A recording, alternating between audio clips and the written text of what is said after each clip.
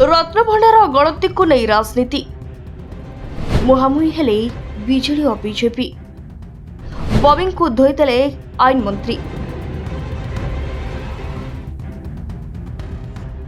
2024 निर्वाचन समय श्रीमंदिर रत्नभंडार बड़ राजनीतिक प्रसंग होता। रत्नभंडार चाबी हजिबा और अलंकार चोरा को नहीं बीजेडी सरकार को कड़ा बाण मारी बीजेपी, जहाँकि भोटर को ऊपर बड़ प्रभाव पकाइथिला। अब बीजेपी सरकार को आसबार 24 घंटे श्रीमंदिर चारिद्वार खोलिबा सह रत्नभंडार गणति मणति नहीं प्रक्रिया आरंभ करने को निष्पत्ति नहीं सरकार।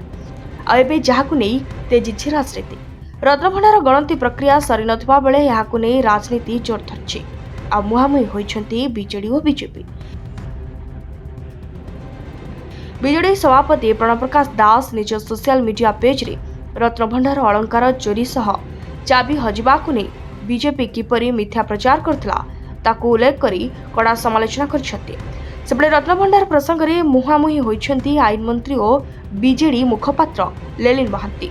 आईन मंत्री कहिछन्ति रत्नभंडार चाबी हजिबा सत, जदि चाबी थिला तेबे रत्नभंडार काहेकि खोलु नथिला तत्कालीन बीजेडी सरकार। बीजेडी नेतांको दुस्साहस गोटे दिन रे छड़े देबो। आमे प्रश्न कले बीजेडी नेतांको पारालिस होइजिबो। एणे बीजेडी मुखपात्रंको काउंटर हेला आईन मंत्रींको मलकंठ होइछि बोधे। तांको विवृत्ति अति निम्नमानर। सेबडे बीजेडी कहिछि बीजेपीर ही मिछ निर्वाचनी प्रसंग को लोके एबे बुझिलेनि, जहार जवाब रखिछि बीजेपी।